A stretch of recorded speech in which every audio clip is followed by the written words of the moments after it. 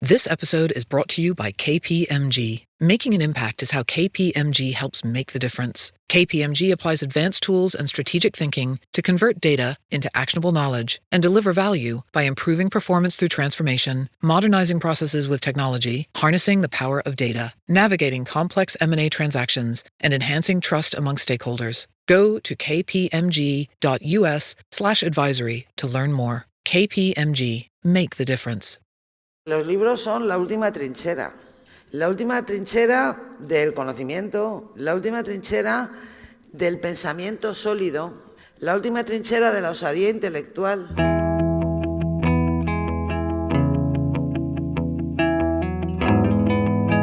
Hola, soy Marta García Ayer y vamos a hacer una pausa. Una para preguntarnos por los misterios que rodean a ese artefacto misterioso que un dios egipcio bautizó como fármaco de la memoria y de la sabiduría. Un artefacto que acumula historias y al que nunca se le acaba la batería, aguanta golpes contra el suelo y está a salvo de piratas informáticos. Un invento que cambió la historia de la humanidad. Una tecnología que hizo transportables las revoluciones, las paganas y las religiosas. También cambió el poder de manos. Vamos a hablar del libro y los misterios que lo rodean, algunos más oscuros que otros. ¿Cómo se fabrica un bestseller? Porque cada vez se publican más libros si se venden menos ejemplares. ¿Tienen futuro las editoriales pequeñas? ¿Y los escritores sin followers? La industria del libro tiene un lado oscuro, en realidad siempre lo ha tenido y de ello hablaremos enseguida, pero antes te voy a contar una historia, la historia del primer bestseller. Bueno, mejor dicho, de la primera lista de bestsellers, porque siempre ha habido libros que se vendían mucho, de la Biblia a la guía Kamsa, pero es que no siempre se llamaron bestsellers. Este nombre, la etiqueta de bestseller, se la inventó el New York Times y salió por primera vez el 9 de agosto de 1942, que es cuando se publica esa lista de libros que más se están vendiendo en Estados Unidos, en 14 ciudades en concreto. Como los editores no daban cifras que les parecieran fiables a los periodistas, eran ellos los que tenían que ir librería por librería preguntando qué era lo que más se vendía. Y enseguida descubrieron las editoriales que decir que un libro era un bestseller, salir en esa lista, era una buena manera de convertirlo en uno. Ahora, dicen las malas lenguas, que algunos autores agotan en Amazon sus propias tiradas para luego poder encabezar la lista de los libros más vendidos en Amazon, aunque hayan sido ellos mismos los que se los han comprado, con la esperanza de engañar al algoritmo para convertirse en un verdadero bestseller. No parece un buen negocio, es verdad, comprarse los libros a uno mismo, salvo para el ego, claro. Y hay más trampas. De ellas vamos a hablar con dos periodistas del Confidencial que conocen los entresijos del mundo editorial. Y además de contarnos algunas vergüenzas, nos van a recomendar qué libros leer y cuáles no, porque si solo en España se publican 70.000 libros al año, 70.000, ¿cómo no vamos a necesitar un poquito de orientación? Y mañana a las 9 tenemos el AVE dirección Madrid y luego firma de libros en Callao. ¡No tengo muñeca!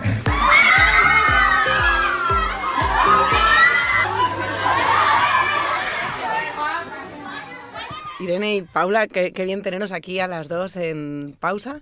Bienvenidas. Hola. Muchas gracias. Hola, el gusto es nuestro. He tenido que rescataros de entre montañas de libros que tenéis en vuestra esquinita del Confidencial. Unos cuantos tenemos. No paran de llegar libros. Nos sepultan. Sí, yo siempre digo que menos libros y más jamones.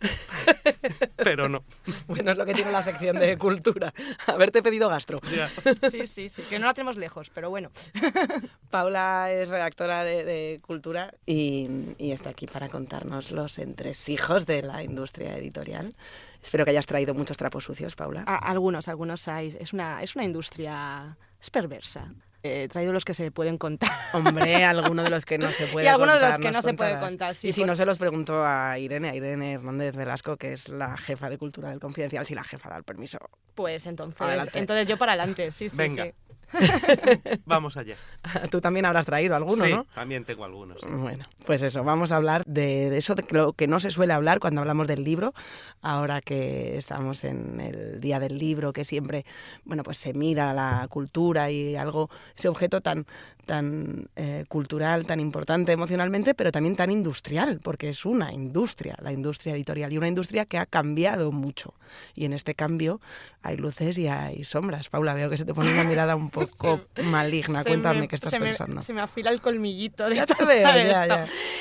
Sí, claro, es que sí, es una industria que ha cambiado muchísimo, sobre todo desde el año 2008, que es cuando empieza la crisis económica, aunque la industria del libro se empieza a notar a partir de 2011 y 2012, porque si miramos las cifras que había, pues eso, hasta 2011-2012, con las que tenemos hoy en día, no tienen nada que ver ni en cuanto a los bestsellers, ni en cuanto a los libros editados, ni en cuanto a nada. O sea que el antes y el después de la industria editorial, estamos ahora empezando el después, digamos, no tiene tanto que ver con el libro electrónico, con la revolución digital, como con la gran recesión, como con la crisis, como con Lehman Brothers. Sí, es Lehman Brothers. El libro electrónico, de hecho, se empezó a hablar muchísimo de él. Yo recuerdo haber escrito infinitos reportajes sobre la llegada del libro electrónico hacia 2007, 2008, 2009, 2010, 2011.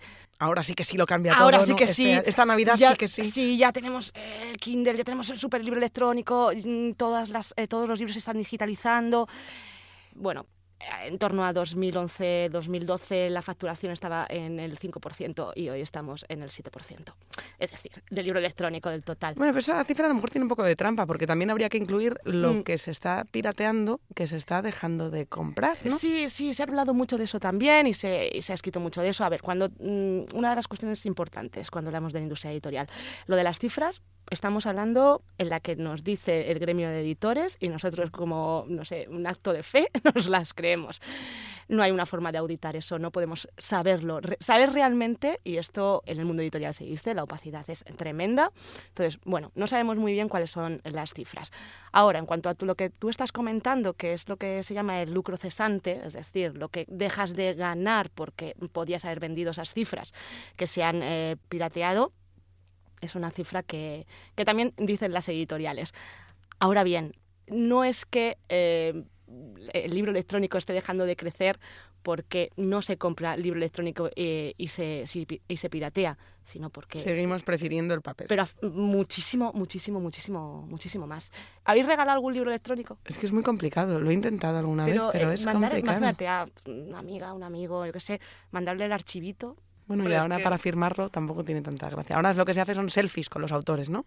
En San Jordi es el selfie con el autor. Exacto.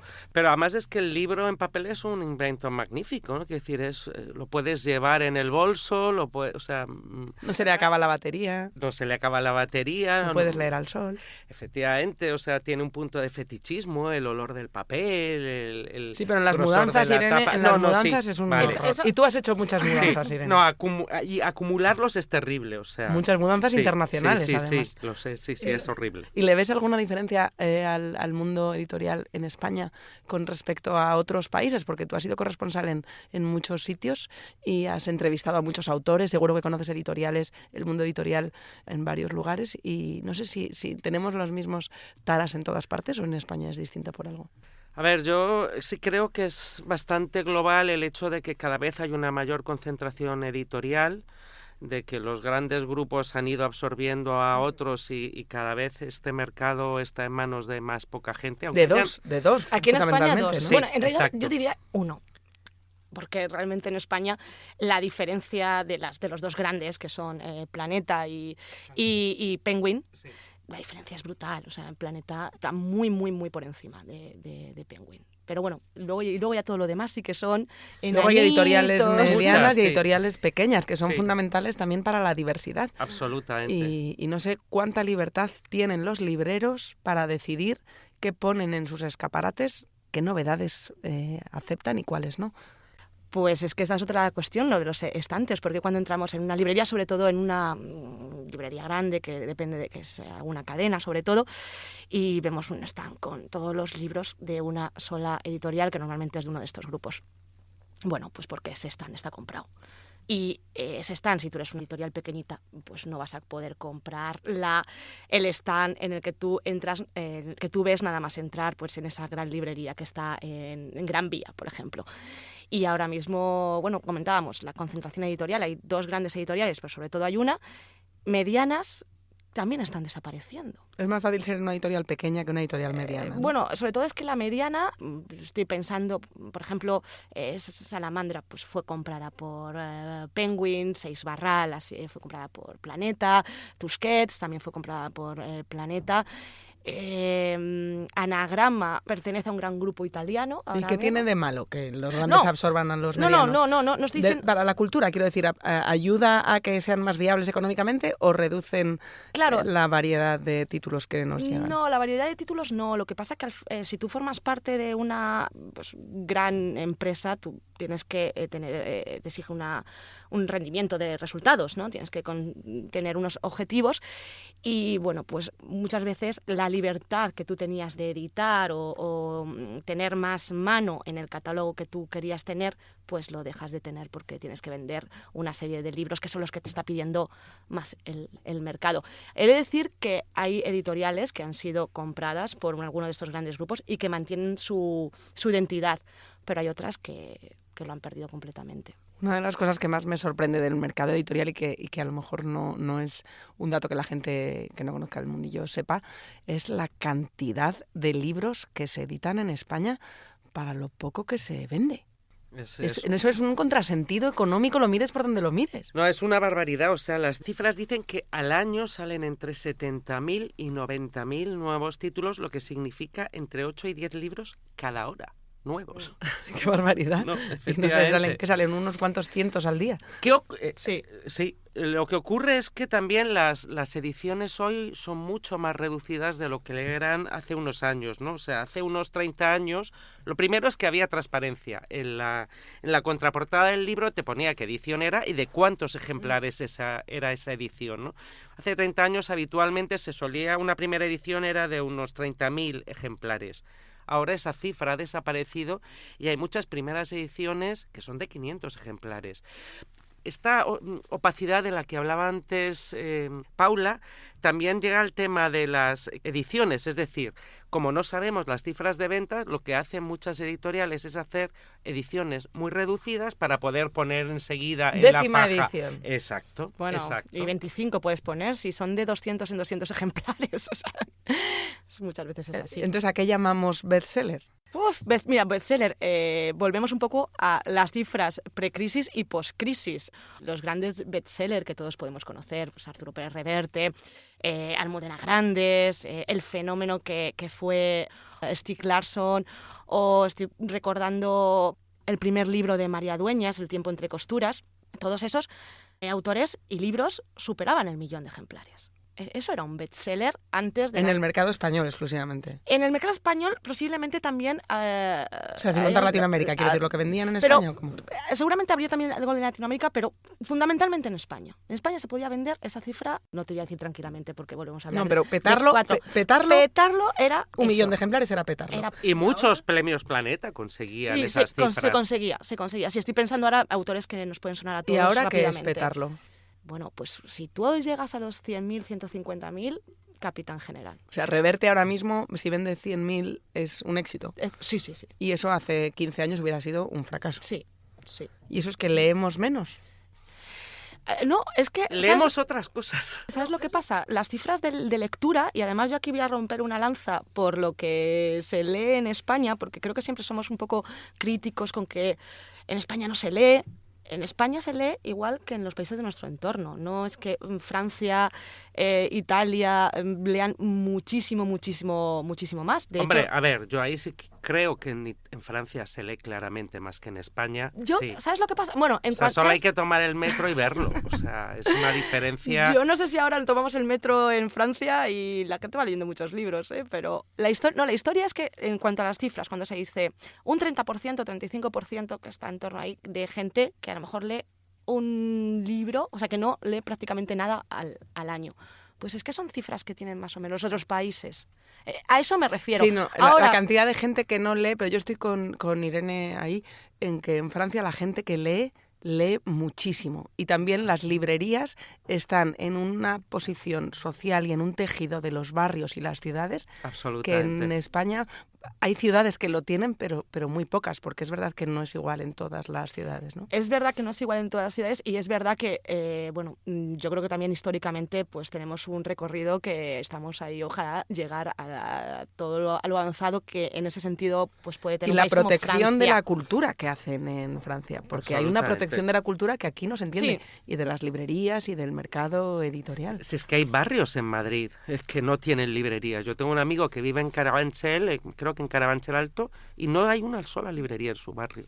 Bueno, y luego el problema que tenemos con las librerías, claro, a lo mejor en Carabanchel no te encuentras con ninguna y yo te digo que vas a Lavapiés y hay 27 y dices, bueno, igual aquí no son necesarias tantas. Por ejemplo, que lo decís de la protección de la cultura, una cosa que se hizo en España que procede de Francia fue la del precio fijo de los libros, que yo no sé ahora si hay otro producto en España que tenga precio fijado. Es decir, los medicamentos que los tienen. medicamentos lo tienes, efectivamente, tú no te puedes, en una farmacia no te lo cambia de una a otra. Bueno, pero no sé, el pan no, o sea, yo qué sé, hay muchas cosas que, pues el libro precisamente se hizo para que en una librería pequeñita pues el mismo libro te costara lo mismo que en una gran Superficie, cadena. sí. Efectivamente, se hizo para proteger a las pequeñas librerías. Decías antes que si se lee y sin embargo las cifras de bestsellers han bajado, ¿cómo se explica eso, no? Yo creo que también se explica porque han irrumpido en el mercado toda una serie de nuevos temáticas que antes no existían, ¿no? La más importante, yo creo, los libros de autoayuda. Decíamos antes que no hay cifras. Efectivamente, no se sabe cuánto se vende de un libro. No hay una empresa que se llama Nielsen que se dedica a hacer auditorías privadas a las editoriales, que cuesta por lo visto un pastizal, pero los profesionales de fuera de las editoriales, como podemos ser Paula y yo, no conocemos ninguna cifras. Hasta que se filtran, que a veces se han filtrado. Algunas A se han veces sí, filtrado. pero a veces... Pero, por ejemplo, un indicador que yo creo que puede ser bastante orientativo es la lista de libros más vendidos de Amazon. Ahora mismo, el libro más vendido de Amazon es El chico de las musarañas, de Ana Obregón. Que está en preventa, ¿no? Sí. Está en preventa. Pero luego encontramos libros en el número 3, Hábitos que te salvarán la vida. Cómo hacer que te pasen cosas buenas. En fin, toda una serie de temáticas. Hay que bajar un rato hasta encontrar la primera novela, ¿no? Efectivamente, ¿no? Y son toda una serie de temáticas, pues bueno, que son comprensibles porque todos tenemos vidas cada vez más perras y asfixiantes y agobiantes. Y basta con ver cómo ha ido evolucionando las ferias en la feria del libro y en el día del libro también. Las colas más largas a veces ya no eran los novelistas consagrados, sino el tiktoker, el youtuber de el turno. influencer, Claro, sí. lo que pasa que estos libros sí que es verdad que son como muy champán, ¿no? Es decir, tienes el youtuber o el tiktoker que lo está petando y entonces saca un libro esa persona y ese libro se dispara.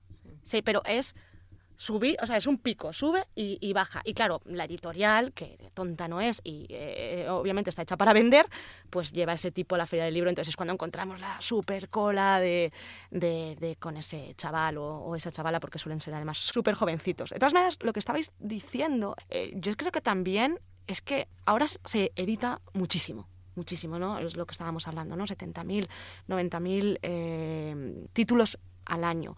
Esto significa...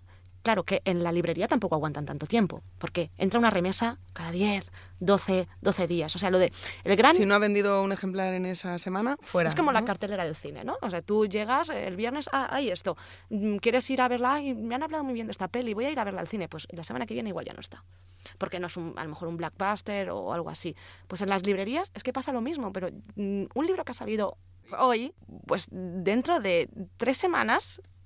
es que no te vas a encontrar. Al final, un libro que ha vendido 1.000 ejemplares ya es un pequeño éxito. Son muy pocos los libros que llegan a vender 1.000 ejemplares, que no parecen tantos. Exacto, eso ya se considera un éxito, pero ya te digo que yo creo que forma todo parte también de este estado gaseoso en el que vivimos con la cultura. Algunas pequeñas editoriales han llegado incluso a denunciar la opresión que supone esta tiranía del editar cuantos más títulos mejor para hacerse un hueco en las... O sea, que no es casualidad que se saquen tantos títulos, ni es tan irracional por parte de los empresarios y pequeños empresarios que tienen su editorial, si no van renovando títulos, se quedan fuera del juego. Y luego además hay todo un mercado complejo de explicar, no sé si me podéis ayudar en esto, de las devoluciones, del dinero flotante que hay, quién paga qué. Uf. Porque claro, una vez que el libro está colocado en la librería, ¿quién ha pagado por ese libro ahí cuando todavía no lo ha comprado el lector? Y a lo mejor no lo llega a comprar nunca. ¿Es un dinero a crédito que ponen las editoriales al librero Claro. o viceversa? No, esto es bastante complicado de, Sí, lo es, de pero explicar. Y yo te digo que he escrito sobre esto 300 veces, pues 300 veces tengo que hablar con el editor, con el librero, con el distribuidor. Porque aquí el distribuidor, ¿qué es? Casi nunca hablamos de él, pero es el que parte realmente el bacalao. El distribuidor se lleva un 40% de lo que pagamos en la librería, un Eso 40%. es. O sea, es decir, y es la figura invisible del mercado. El distribuidor es el que parte El de logista, para entenderlo, el que pone la caja. El almacén y la caja. El del almacén, el que te lleva del libro del almacén a la librería. Ujú. Ese es el que te lleva un 40%. Se lleva más porcentaje que las librerías, que se llevan un 30%. Se lleva, por supuesto, Más que el autor. que Bueno, se lleva un 10% y gracias. El autor es el que menos se lleva. Esto es ¿Qué otra vas a de estas contar? estas perversidades de la industria de quien hace el gran trabajo sin el autor. A ver, sin ninguno no hay libro, pero bueno, el trabajo intelectual pues es el menos Un 10% del exacto. pastel. Sí. Y después el editor, en torno a 20-25%. A menudo es en la misma figura, en la distribuidora y la editorial, o van conjuntas, ¿no? Claro, muchas veces la editorial pues tiene la distribuidora, porque así, bueno, pues todo forma parte de lo mismo. De todas maneras, en cuanto a lo que decías de las devoluciones, ahora mismo normalmente las librerías dicen que hay en torno a un 35% de devoluciones. Y eso es pérdida. O sea, esos son libros que no se venden. Que Y no solo no se venden, sino que han generado unos costes. Ha generado un coste. De producción, de distribución. El que no pierde es el distribuidor. El distribuidor ha colocado, Claro, oye, a mí pero a la págame que te llevo el libro. Pero ya a la está. editorial sí que le genera costes. Sí. Pero a la editorial le debe de generar menos coste, Que a la evitar librería. mucho, a ver Claro. si alguno pita. Claro. Claro, y asume ese riesgo porque cuantos más títulos saque, más posibilidades hay de tener un... De que Lo uno pete. lo pete. Exacto. Va un poco de eso. Por eso tenemos Frenesí, este frenesí de libros, que muchas veces, claro, nosotras trabajamos con ellos, los recibimos, y yo muchas veces pienso, qué pena que este libro no va a poder tener el espacio que merece, porque es un libro buenísimo, pero no lo tiene. Y los prescriptores, las prescriptoras como vosotras que se pueden hacer todavía críticas de libros y desde el Confidencial se recomiendan cuando llega aquí a la redacción un buen título, ¿ha ido perdiendo influencia la labor del crítico literario y del periodismo cultural? ¿O creéis que en un momento en el que hay tanta sobreoferta es más importante que nunca? Pues yo creo que las dos cosas. O sea, yo creo que hay tipos distintos de lectores, ¿no? Hay algunos que todavía siguen leyendo críticas de libros, reseñas y que hablan con su librero y se dejan aconsejar, y hay otros que no. O sea, creo que se ha diversificado muchísimo el perfil del lector. De todas maneras, hay una cosa que también está ocurriendo, y es que hay un poco de pérdida de autoridad por parte de la crítica. O ya no se hace tanto como, este es el libro que tienes que leer. Pues ahora ya no hay esas... esa cuestión Eso referencial. está pasando en muchos ámbitos culturales. Estaba acordándome ahora del crítico del New York Times, el mítico crítico de cine que llevaba toda la vida, que acaba de anunciar que deja de escribir crítica de cine porque ya no cree que ese trabajo tenga ningún sentido, ningún futuro, porque ahora mismo son las plataformas, los algoritmos, lo que hace de las prescriptor, las redes sociales, y que hay otra manera de llegar a la información y que él no considera que el descubrir algún contenido relevante para la audiencia vaya a suponer para el lector ninguna diferencia. Y eso yo creo que está también relacionado con la sobreexposición mediática que hoy día se exige a los autores, ¿no? Antes el autor era una persona que estaba en su casa y escribía libros. Ahora el autor es una persona que además de escribir libros tiene que hacer maratonianas sesiones de entrevistas con los medios, acudir a festivales culturales, dar charlas, presentaciones, porque efectivamente al haber dejado de tener el poder que tenía antes la figura del prescriptor, del crítico, está sustituyendo con la hiperpresencia del autor, me parecía a mí. ¿Y tú te has encontrado algún libro que no reúna ninguno de los requisitos así de laboratorio, digamos, que a priori pueden coincidir más con lo que más éxito comercial tiene ahora en las librerías, que te haya sorprendido? Que no es esperable y que es todo lo contrario de lo que parece que venda y, sin embargo, hayas dicho, esto merecería ser un bestseller. Bueno, a ver, yo soy una clásica. Yo el último libro de Céline, el inédito este que ha salido ahora en español, que se llama Guerra, a mí me parece magnífico. Pero bueno, a ver, entiendo que efectivamente al final es mucho más digerible, fácil, un thriller, una novela histórica. Pero lo estás diciendo con pereza, no me lo creo. ¿Cuál te gusta a ti? Recomiéndanos libros que digas, venga, si tenéis que regalar un libro y queréis quedar bien. Yo me he reído muchísimo con un libro de una editorial pequeñita que se llama Francis Platt, un autor público. Es un australiano genial que se ha dedicado a ir a presentaciones de libros y hacer como un estudio de lo que es hoy ser un autor en el circo literario, ¿no? Y es tronchante, o sea, en la mejor tradición del humor anglosajón, es genial, eso me lo he pasado muy bien. Me lo apunto, ¿cómo has dicho que se llama? Francis Platt, un autor público. Me lo apunto. Y Paula, ¿tú cuál nos recomendarías? Es que estaba pensando porque me va a preguntar ahora. A ver, es que, claro, vamos muy deprisa, entonces... Bueno, pues te lo voy a replantear. Paula, ¿tú qué título no recomendarías bajo ningún concepto? Por más que nos lo intenten meter por los ojos, que digáis, no caigáis. Yo tuve que hacerlo por trabajo y no os lo recomiendo. Yo lo que voy a decir es que... No intentes, no. ¿Con alguien vamos a quedar mal? Esto es que hay mejor asumirlo al principio. Es que eso es lo que pasa, que escribir un libro es mucho trabajo. Luego le damos un abrazo al autor, pero también comprar un libro cuesta mucho dinero, avísanos. No, hay una cosa que no he entendido nunca, es un fenómeno que no entiendo. Y hay otros que puedo entender, pero este no me entra en la cabeza. Y es Joel Dicker. Hombre, sí, pues a mí, para un veranito en la playa, pues ¿ves? Bien, ¿no? Pues a mí me parece muy malo. ¿Cómo era el título este del señor que...? El de Harry Quebert. El de Harry Quebert. El de Harry Quebert, que todavía, pero luego ya empezó una cuesta abajo. A mí con ese me valió. Que no, es que ya ni playa. Y ha cambiado mucho la figura del autor de éxito en su manera de ser o el tipo de persona que llega a ser autor de éxito. Sobre todo lo que hay son mujeres. Sí. O sea, la que vende en España, pero Reverte, lo siento, tú también, pero un saludo a Pedro. Un saludo son mujeres. O sea, y las que leen también, ¿no? Todos los estudios dicen que las mujeres son las que más leen. Las que leen. Las que más leemos. Las que más leemos, pero abrumadoramente en todas las etapas de edad somos las que más, sí, somos las que más leemos y leemos a mujeres. Las más vendidas de estos últimos meses es Dolores Redondo, Eva Sáenz de Urturi, Luz Gabás, Almudena Grandes con El Póstumo.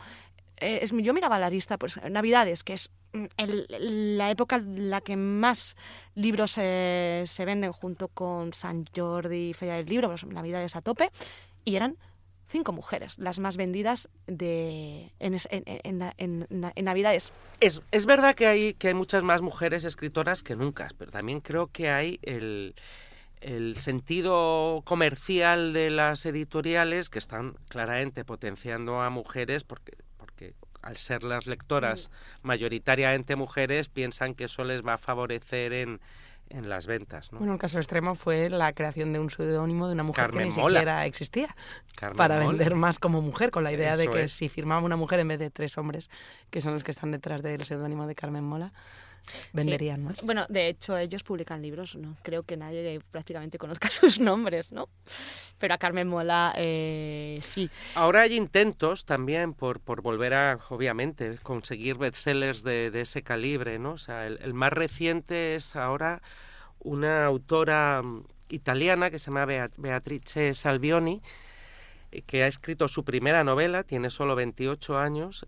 Es una novela protagonizada por 2 chicas y ambientada en los años del fascismo, de Mussolini, y que bueno, tiene todos los ingredientes, en teoría, según barajan las editoriales, para convertirse en un bestseller: mujeres, fascismo, violencia sexual, abusos a menores.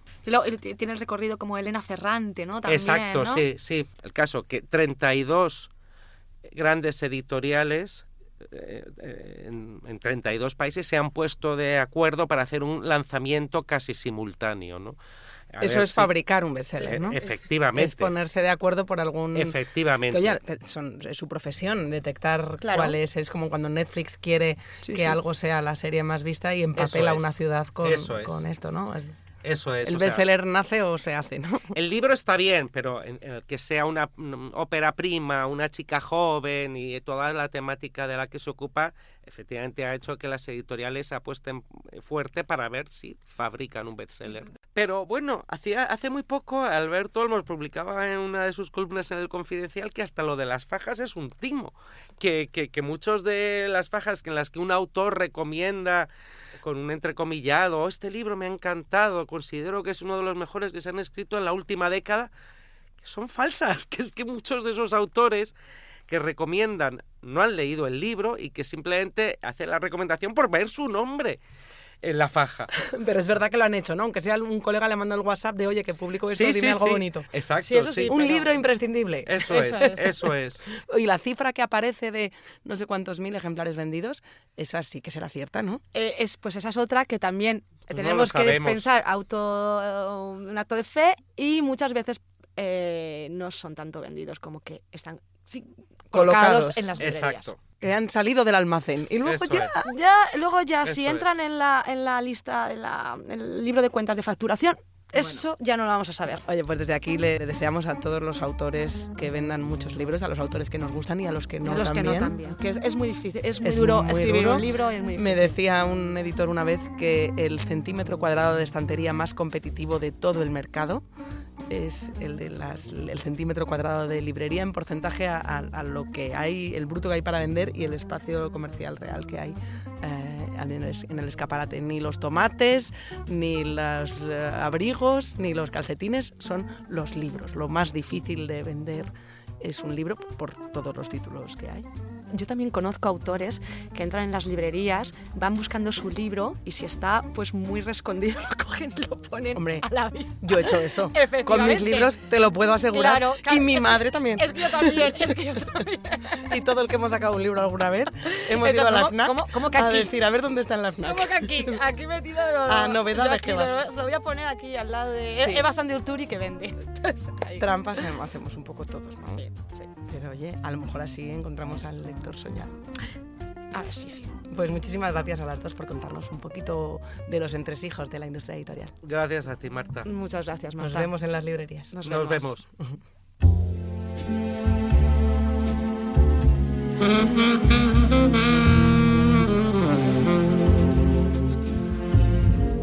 Podemos hacerlo en formato podcast en la madrugada, con esta voz que se nos ha ido quedando. Si queréis hablamos del secreto de los libros. Pues seguro que lo petaríamos. Pues seguro. Te voy a contar lo que hay en el interior. El interior de estas páginas. Ábrete secretas. un poco.